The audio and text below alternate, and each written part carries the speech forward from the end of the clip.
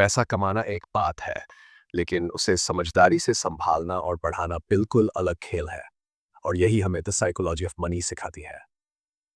इस वीडियो में हम सिर्फ इस किताब का सारांश ही नहीं, बल्कि आपके पैसे से जुड़े हर उस सवाल का जवाब देने वाले हैं जो आपकी फाइनेंशियल ग्रोथ में सबसे बड़ी बाधा बन सकते हैं। क्या पैसा सिर्फ ज्यादा कमाने से बढ़ता है? क्या आपको निवेश करने के लिए किसी एक्सपर्ट की जरूरत होती है, या फिर क्या अमीर बनने के लिए कोई शॉर्टकट मौजूद है? अगर आपके मन में भी ऐसे सवाल आते हैं तो समझ लीजिए कि आप इस वीडियो में वो सब जानने वाले हैं जो शायद आज तक आपको किसी ने नहीं बताया। मॉर्गन हाउसल की ये किताब एकदम हटके है, क्योंकि ये सिर्फ नंबर गेम नहीं, बल्कि आपकी सोच, ट्रेड, आदतों और मानसिकता को समझने का खेल है। पैसा सिर्फ एक टूल नहीं है, ये आपकी मानसिकता का प्रतिबिंब है। यही कारण है कि कुछ लोग लाखों करोड़ों कमाकर भी कंगाल हो जाते हैं, जबकि कुछ लोग मामूली सैलरी में भी फाइनेंशियल सिक्योरिटी बना लेते हैं। इस वीडियो में आपको ऐसे कई चौंकाने वाले फैक्ट्स और इंटरेस्टिंग स्टोरीज सुनने को मिलेंगी जो आपको पैसे के प्रति अपनी सोच बदलने पर मजबूर कर देंगी। सोचिए, अगर आप हर महीने तनख्वाह पाते हैं, लेकिन महीने के आखिरी में जेब खाली रह जाती है, तो गलती कहाँ हो रही है? क्या आप सही तरीके से सेविंग और इन्वेस्टिंग कर रहे हैं, या फिर बिना सोचे समझे खर्च कर रहे हैं? ये वीडियो आपको उन छोटे छोटे बदलावों के बारे में बताएगा फोर्डेहा, जो आपके बैंक बैलेंस को धीरे धीरे लेकिन मजबूती से बढ़ा सकते हैं। और सबसे ज़रूरी बात, ये सब करने के लिए आपको किसी जटिल फाइनेंशियल टर्म्स या बड़े बड़े फॉर्मूलों की ज़रूरत नहीं, बल्कि सिर्फ एक सही माइंडसेट चाहिए। इस सफ़र में हम आपको बताएंगे कि पैसा सिर्फ अमीर बनने का जरिया नहीं, बल्कि असली आज़ादी पाने का साधन है।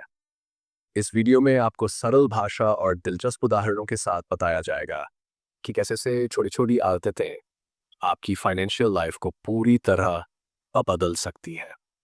तो अगर आप सच में पैसे को लेकर स्मार्ट बनना चाहते हैं और भविष्य में आर्थिक रूप से निश्चिंत रहना चाहते हैं, तो इस वीडियो को पूरा देखना और चैनल को सब्सक्राइब करना मत भूलिए, क्योंकि यहाँ आपको किताबों के सारांश के साथ साथ जिंदगी को बेहतर बनाने वाले शानदार टिप्स और ट्रिक्स भी मिलेंगे। पैसे को लेकर हमारी सोच और आदतें हमारे भविष्य को किस तरह आकार देती हैं, इसका सबसे बेहतरीन उदाहरण दो बिल्कुल विपरीत जिंदगियों की ये कहानी है। एक तरफ था एक यंग टेक मिलियनेयर जिसने महज 20 साल की उम्र में अपने दिमाग से करोड़ों कमाए, लेकिन अपनी बेतहाशा फिजूल खर्ची, दिखावे और गैर जिम्मेदार आदतों की वजह से सब कुछ गंवा बैठा। लॉस एंजल्स के एक आलीशान होटल में रहने वाले इस युवक के पास बेहतरीन इनोवेशन का दिमाग था, लेकिन पैसे की कदर नहीं थी। वह जहां जाता अपनी जेब में नोटों की कड्डियां लेकर घूमता, उन्हें दिखाता, शराब पीकर बड़ी बड़ी टींगे मारता और दिखावे के लिए हजारों डॉलर के सोने के सिक्के समुद्र में फेंक देता। उसकी जिंदगी एक फैंटेसी की तरह लगती थी। बेशुमार पैसा, ऐशो आराम और असीमित खर्च, लेकिन पैसा कमाने की उसकी स्किल उसे संभालने की समझ में तब्दील नहीं हुई। नतीजा ये हुआ कि कुछ ही सालों में उसकी दौलत खत्म हो गई। दोस्त उसे छोड़कर चले गए और वह दिवालिया हो गया। दूसरी तरफ एक साधारण आदमी था, रोनाल्ड रीड। वह न कोई इनोवेटर था, न ही टेक्नोलॉजी का जादूगर। उसने 20 साल तक एक गैस स्टेशन में गाड़ियां रिपेयर की और इसी साल तक एक स्टोर में फर्श की सफाई की। उसकी जिंदगी बेहद सादा थी। उसने सिर्फ 2 बेडरूम का एक छोटा सा घर लिया, वही घर जहां उसने पूरी जिंदगी गुजार दी। शादी हुई, लेकिन कोई संतान नहीं हुई, और 22 की उम्र में पत्नी भी चल बसी। लोग उसे एक आम आदमी मानते थे, जो दिन भर लकड़ियां काटता और साधारण जीवन जीता। लेकिन डुपास नेपोडोर्स में जब उसकी मृत्यु हुई तो पूरी दुनिया चौंक गई। रोनाल्ड के पास कुल $8 मिलियन यानी 80 लाख डॉलर की संपत्ति थी। उसने 80 लाख डॉलर अपने सौतेले बच्चों के लिए छोड़े और 60 लाख डॉलर लोकल हॉस्पिटल और लाइब्रेरी को दान कर दिए। ये कोई चमत्कार नहीं था, उसने कोई लॉटरी नहीं जीती थी और न ही उसे कोई विरासत में पैसा मिला था। वह बस सालों तक अपने पैसे को बचाकर समझदारी से निवेश करता रहा। उसने ब्लू चिप स्टॉक्स में निवेश किया, धैर्य रखा और धीरे धीरे अपनी संपत्ति को बढ़ाया। ये दोनों कहानियां हमें पैसा कमाने और उसे संभालने के बीच का फर्क सिखाती हैं। यंग मिलीनियर की तरह अगर आप सिर्फ पैसे कमाने की होड़ में लगे रहते हैं, लेकिन उसे सही तरीके से मैनेज नहीं करते, तो वह हाथ से रेत की तरह फिसल सकता है। वहीं रोनाल्ड रीड की तरह अगर आप संयम, धैर्य और अनुशासन के साथ अपने पैसे को संभालते होते हैं, तो बिना किसी हाई प्रोफाइल जॉब या बिजनेस के भी करोड़पति बना जा सकता है। द साइकोलॉजी ऑफ मनी हमें यही सिखाती है, पैसा सिर्फ बैंक बैलेंस नहीं, बल्कि हमारी आदतों और माइंडसेट का नतीजा होता है। तो क्या आप अपनी फाइनेंशियल जर्नी को सही दिशा देना चाहते हैं? अगर हाँ, तो ये वीडियो आपके लिए है। आगे बढ़िए, सीखिए और पैसे को लेकर अपनी सोच बदलिए, क्योंकि असली अमीरी सिर्फ कमाने में नहीं, बल्कि उसे संभालने में है। पैसे का खेल सिर्फ कमाने का नहीं, बल्कि उसे संभालने और संतोष रखने का भी होता है। ये बात हमें तीन अलग अलग लोगों की कहानियों से सीखने को मिलती है। एक ऐसा इंसान जिसने साधारण जीवन जीते हुए करोड़ों कमाए, दूसरा जिसने ऐशो आराम और दिखावे में सब गंवा दिया, और तीसरा जिसने अपनी अनकंट्रोल्ड भूख के कारण अपने ही हाथों से अपनी जिंदगी बर्बाद कर ली। पहले इंसान, रोनाल्ड रीड, ने मामूली नौकरी करते हुए भी फाइनेंशियल समझदारी और अनुशासन के दम पर अपनी संपत्ति $8 मिलियन तक बढ़ा ली। उसने अपनी सेविंग्स को कभी हाथ तक नहीं लगाया, बस सालों तक समझदारी से निवेश किया और कंपाउंडिंग के जादू को अपने पक्ष में काम करने दिया। दूसरी तरफ रिचर्ड फ्यूस, जो एक हाई प्रोफाइल एग्जीक्यूटिव था, अपनी आलीशान जिंदगी को बनाए रखने के लिए उधार पर निर्भर रहा। 2 लिफ्ट, 7 गैराज और पैड बाथरूम वाले बंगले की भव्यता को बनाए रखने की कोशिश में उसने खुद को कर्ज में डुबो दिया।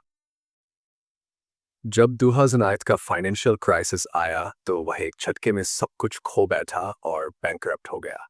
लेकिन सबसे दिलचस्प कहानी रजत गुप्ता की है। कोलकाता की झुग्गियों से निकलकर एक साधारण अनाज से दुनिया की सबसे प्रतिष्ठित कंसल्टिंग फर्म मैकिंजी के सीईओ तक का सफर तय करना कोई छोटी उपलब्धि नहीं थी। उनकी नेटवर्थ $4 मिलियन तक पहुंच गई थी। वे वर्ल्ड इकोनॉमिक फोरम और यूनाइटेड नेशंस में महत्वपूर्ण पदों पर थे और 5 अलग अलग कंपनियों के बोर्ड ऑफ डायरेक्टर्स में भी थे। लेकिन उन्हें पर्याप्त कभी महसूस नहीं हुआ। मिलियनेयर से बिलियनेयर बनने की भूख ने उन्हें गलत रास्ते पर डाल दिया। जब वे गोल्डमैन सैक्स के बोर्ड में थे तो उन्होंने अंदर की जानकारी का गलत इस्तेमाल करके एक हेज फंड मैनेजर को बताया कि वॉरेन बफेट कंपनी में $5 बिलियन निवेश करने वाले हैं। इस खबर के लीक होते ही शेयर मार्केट में उथल-पुथल मच गई और चंद घंटों में करोड़ों का मुनाफा हुआ। लेकिन ये इनसाइडर ट्रेडिंग का क्लासिक केस था, और जब ये खुला तो रजत गुप्ता की पूरी दुनिया बिखर गई। करोड़ों कमाने के बावजूद लालच ने उन्हें जेल भिजवा दिया, उनकी इज्जत छीन ली और उनके करियर को खत्म कर दिया।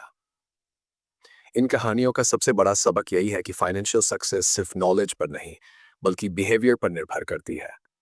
पैसा कमाना एक स्किल है, लेकिन उसे संभालना और यह समझना कि कब काफी है, ये एक आर्ट है। चाहे कोई कितना भी अमीर क्यों ना हो, अगर वह काफी का मतलब नहीं समझता तो वह अपने ही लालच का शिकार हो जाएगा। क्या आप जानते हैं कि आपके पास पर्याप्त है, या आप भी रजत गुप्ता की तरह अंतहीन दौर में फंसे हुए हैं? पर्याप्त का सही मतलब समझना ही असली जीत है। पैसा कमाने की होड़ में इंसान कभी नहीं जीत सकता, क्योंकि इस रेस का कोई फिनिश लाइन नहीं है। अगर आप सोचते हैं कि आपके पास जितना पैसा है उससे थोड़ा और होता तो आप खुश रहते, तो यह सोच कभी खत्म नहीं होगी। यही वजह है कि अमीर से अमीर लोग भी और ज्यादा कमाने की चाहत में खुद को जोखिम भरी स्थितियों में डाल देते हैं।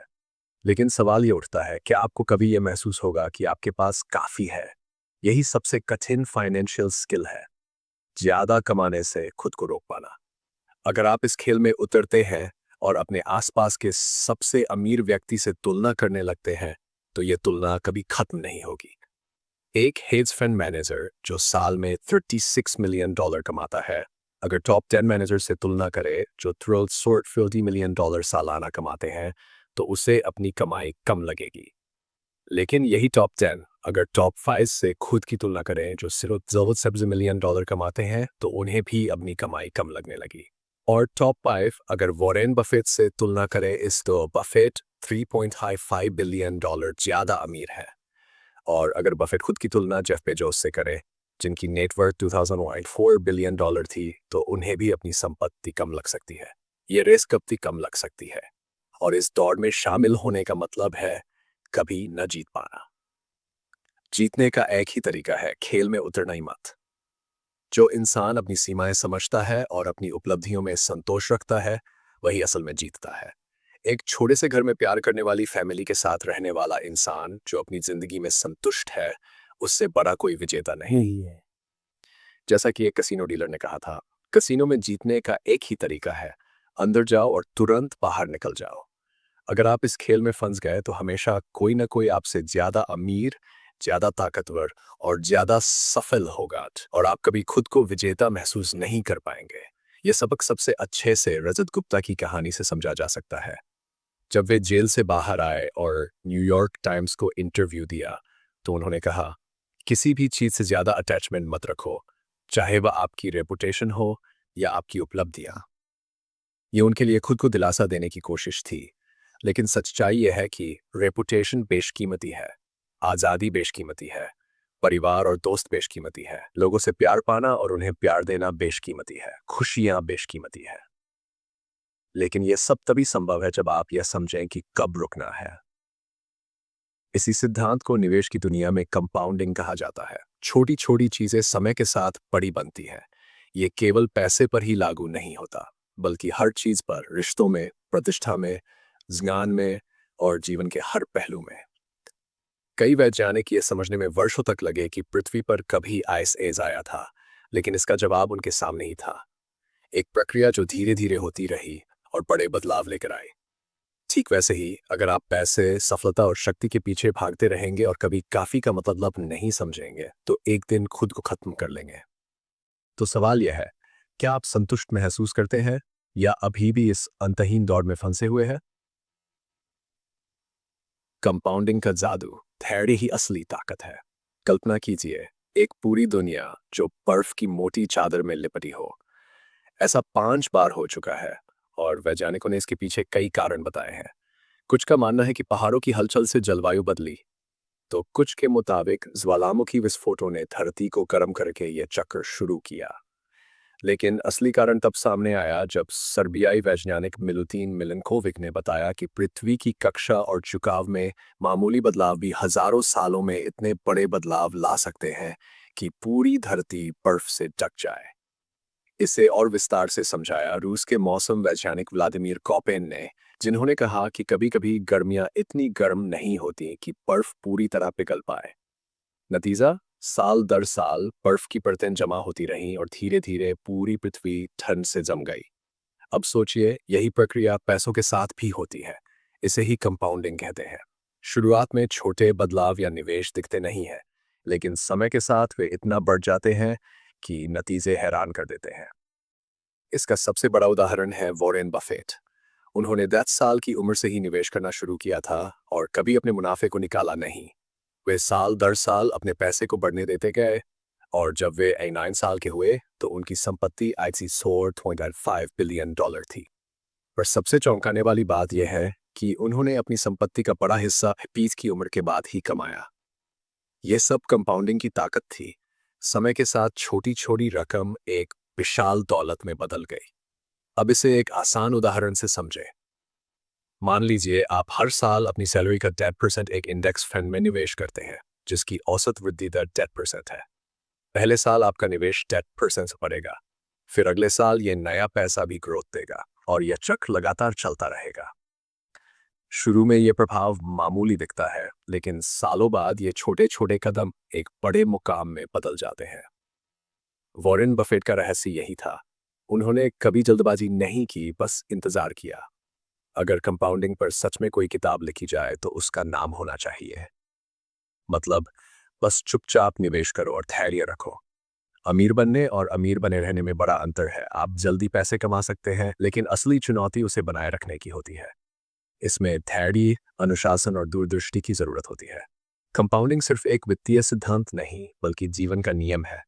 चाहे वह पैसे की बात हो, रिश्तों की, ज्ञान की या सफलता की। अगर आप सही जगह पर समय और ऊर्जा लगाते रहे तो नतीजे चमत्कारी होंगे। तो अगली बार जब कोई आपको जल्दी पैसा कमाने का शॉर्टकट बताए तो याद रखें, असली धन धीरे धीरे बनता है। Shut up and wait. यही अमीर बनने और अमीर रहने का सबसे बड़ा राज है। धन कमाना आसान है, लेकिन उसे बनाए रखना असली कला है।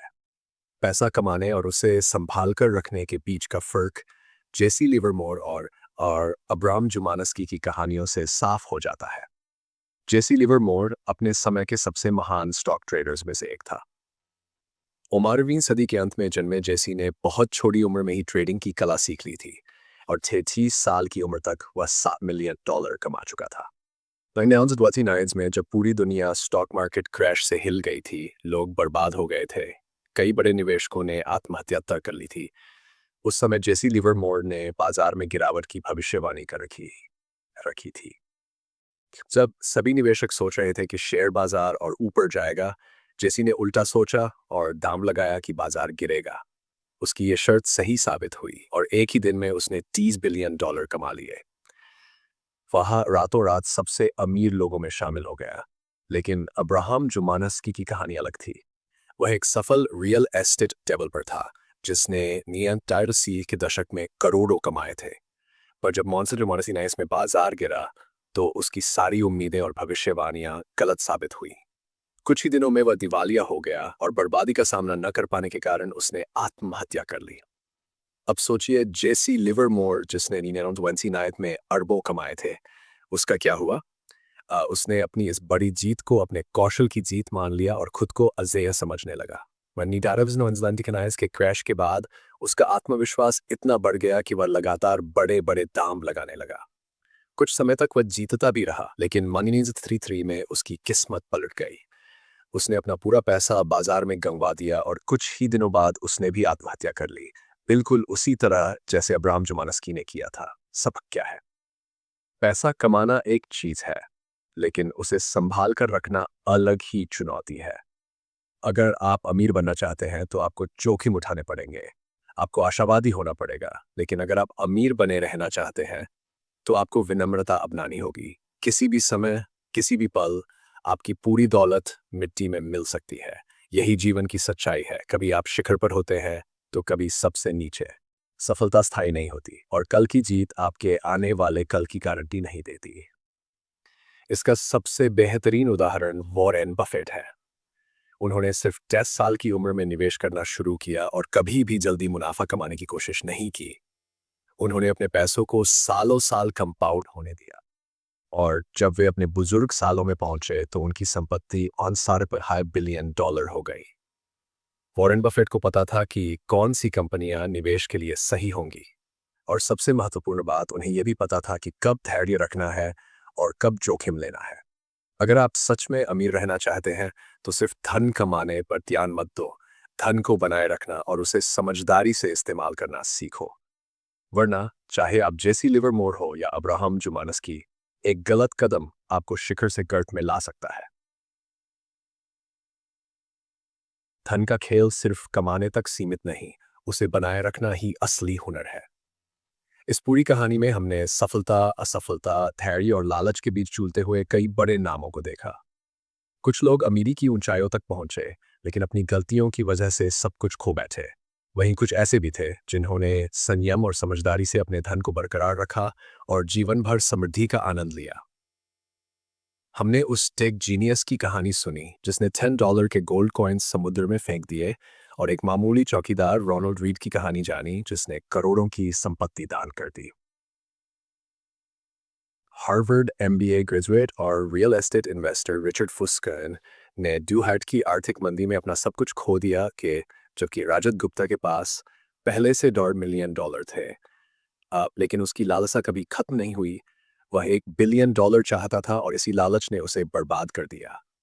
जेसी लिवरमोर और एब्राहम जर्मेंस्की की कहानियां हमें बताती हैं कि अमीर बनने के बावजूद अगर आप पैसे का सम्मान नहीं करते तो सब कुछ एक झटके में खत्म हो सकता है। जेसी ने $3 बिलियन कमाए, लेकिन कुछ ही सालों में अपने घमंड और गलत फैसलों की वजह से सब कुछ खो दिया। अब्राहम ने भी गलत शर्त लगाई और अपनी सारी संपत्ति गंवाने के बाद आत्महत्या कर ली। लेकिन फिर हमने वॉरेन बफेट की कहानी भी देखी, एक ऐसा इन्वेस्टर जिसने जीवन भर धैर्य और समझदारी से निवेश किया। उन्होंने पौड़न मंदी झेली, लेकिन कभी घबराकर अपने स्टॉक्स नहीं बेचे। उन्होंने कभी लालच में आकर अपनी रेप्यूटेशन को दांव पर नहीं लगाया और ना ही किसी ट्रेंड के पीछे भागे। उन्होंने अपनी संपत्ति को कंपाउंडिंग के जरिए बढ़ाया और सबसे महत्वपूर्ण बात, वह आज भी सीखने और इन्वेस्ट करने में लगे हुए हैं। यही कारण है कि वह जीवित हैं, सफल हैं और दुनिया के सबसे अमीर लोगों में से एक बने हुए हैं। सबक क्या है? जिंदगी में पैसा जरूरी है, लेकिन उससे ज्यादा जरूरी है आपके रिश्ते, आपकी इज्जत, आपका समय और आपकी मानसिक शांति। पैसा कमाने के कई रास्ते हैं, लेकिन उसे बनाए रखने का सिर्फ एक ही तरीका है, संयम और समझदारी। आ, अगर आप सफल होना चाहते हैं तो जोखिम उठाए, लेकिन अगर आप अपनी सफलता को बरकरार रखना चाहते हैं तो विनम्र बनिए और समझदारी से फैसले लीजिए। इस किताब से हमने सीखा कि पैसा केवल संख्याओं का खेल नहीं, बल्कि ये हमारी मानसिकता, आदतों और निर्णय लेने की क्षमता का प्रतिबिंब है। सही फैसले लेने की कला ही आपको आर्थिक रूप से स्वतंत्र और मानसिक रूप से संतुष्ट बनाएगी। तो आप किसकी तरह बनना चाहेंगे? जेसी लिवरमोर की तरह, जो अमीर तो बना लेकिन अपनी गलतियों से सब कुछ खो बैठा, या वॉरेन बफेट की तरह जो धैर्य, अनुशासन और कंपाउंडिंग की शक्ति को समझते हैं? फैसला आपका है। याद रखो, पैसा सिर्फ एक जरिया है, जिंदगी का मकसद नहीं। तो दोस्तों, इस किताब से हमने जाना कि अमीर बनना जितना जरूरी है, उससे कहीं ज्यादा जरूरी है अमीरी को बनाए रखना। पैसा कमाना एक कला है, लेकिन उसे संभालना विज्ञान। हमने ये भी सीखा कि धन का खेल सिर्फ नॉलेज से नहीं, बल्कि सही माइंडसेट और धैर्य से जीता जाता है। अब सवाल यह है, आप कौन सा रास्ता चुनेंगे? वो जो तेज रफ्तार से अमीर बना देता है लेकिन टिकाऊ नहीं, या वो जो धीरे धीरे आपको असली आर्थिक आजादी देता है? याद रखिए, लालच हमेशा बर्बादी की ओर ले जाता है, लेकिन समझदारी आपको उस मुकाम तक पहुंचा सकती है जहां पैसा आपके लिए काम करे, ना कि आप पैसे के लिए। अगर ये सीख आपके लिए उपयोगी रही तो इस ज्ञान को दूसरों के साथ भी शेयर करें। और हाँ, लाइक, कमेंट, सब्सक्राइब जैसी बातें तो आप जानते ही हैं, लेकिन असली खेल शेयरिंग और लर्निंग का है। अगली बार फिर मिलेंगे एक और धमाकेदार जान भरी कहानी के साथ। तब तक के लिए शांत दिमाग, समझदारी भरे फैसले और लंबी अवधि की सोच को अपनाएं।